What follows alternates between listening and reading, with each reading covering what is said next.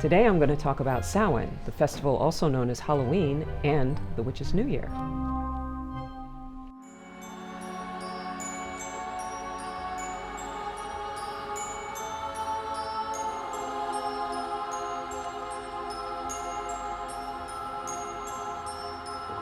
Although most people think that Samhain or Halloween is the beginning of the witchy season, it's actually what we call the Witch's New Year. The entire wheel of the year finally comes to a culmination, and at this time of the year, because we do celebrate our new year, it's actually a time for us to celebrate that which we have already completed and set goals for the new year that is coming to be.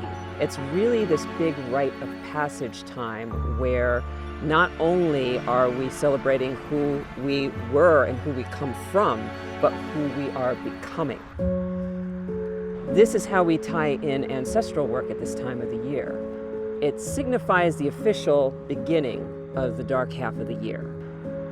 So between Samhain, or Halloween, and Beltane, that exactly cuts the wheel of the year in half. From Beltane until Samhain, you have what's called the light half of the year, where we're outside, we're celebrating harvests, we're celebrating the bounty of the earth. But once Samhain hits, then that is the official end of the harvest season. The last things to be harvested, such as squash and of course pumpkins, are celebrated because it's showing the last bit of the fruits harvested from the earth. Once that happens, then the earth kind of goes to sleep. And we do that to an extent as well. We're not outside, we're not as active, but our minds become more so, more introspective. We have to face our dark half of the year. We face our shadows, and we get ready to release what we're ready to work through so we can go into a much more bountiful light half of the year. A lot of people may dread that darkness. However, it's the ultimate act of self-love and acceptance, because you must learn to accept your shadows in order to grow. If we don't understand who we are, we cannot become a better version of ourselves. We have the connection of Beltane, known as the Festival of Life. Samhain is often known as the Festival of Death. Now, sometimes that sounds scary to some people, but it's really more about remembering those who have gone before us. Because the earth goes into hibernation and everything starts to become quiet, becomes silent, it's that much easier to hear the spirit world because we don't have all of this interference anymore. So it is a time to honor our ancestors. It is a time to connect with that which has gone before. It is time for us to feel all of the energy that has gone into creating who we are, who we have become, and who we are going to be. So by remembering the past, we are able to make good on the future. And it's also another form of self-acceptance because you are recognizing where you have come from. Lots of observations at this time of the year, visiting places that are sacred of those who have gone before. You may want to also set up an altar. You may want to light candles. You may want to put up pictures of those who have passed. And it's always important to remember the ancestors at any time of the year, but this is the time where the veil is the thinnest between the world of the living and the world of spirit. And that makes it the easiest to feel their presence, to feel their connection, and to communicate. As we go into the dark half of the year, we also tend to reflect what is going on within by wearing more black, because it shows that we're coming more into contact with our shadow and recognizing that which is hidden. It's also a form of protection, because when you wear black, it's a way of shielding you a little bit. It's more of a common practice to wear black around this time because there's so much going on in the spirit world that a little extra protection never hurts. With those practices, it was marking the end of the agricultural year. Because of that, there was a big stress on setting intentions for the year to come and also celebrating the bounty of what has come before.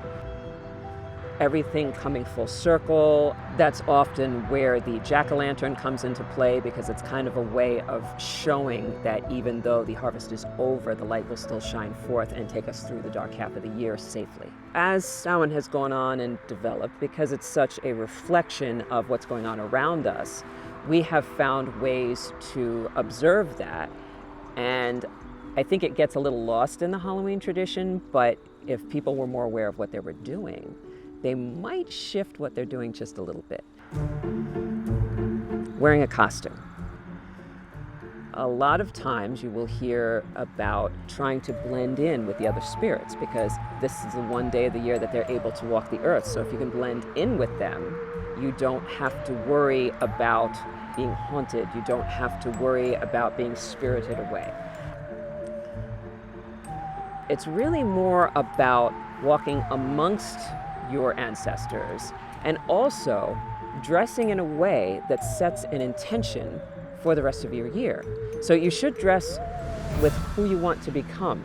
You know, if you want to be prosperous, dress in a prosperous way. Set a tone, set an intention.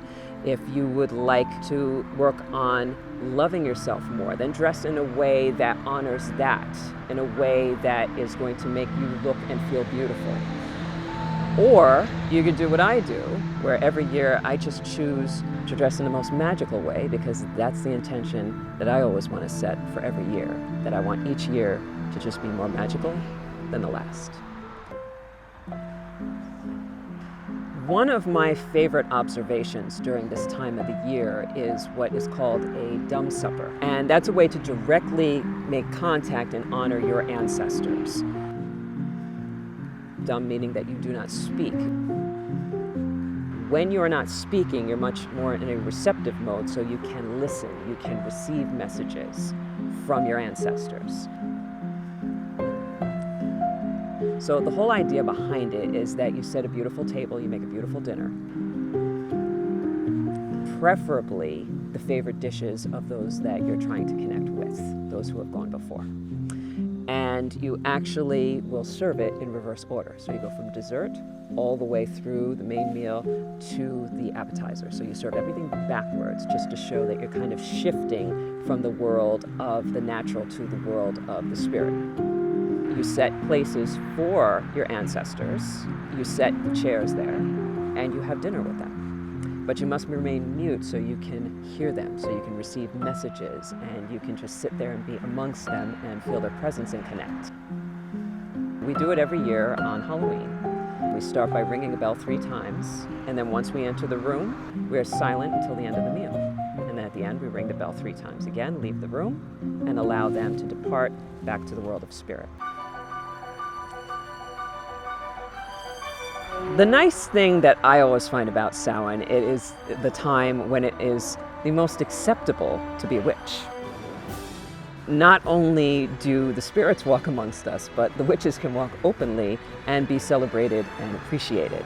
The best part about it is that everybody starts to see their own magical potential and embrace it as well.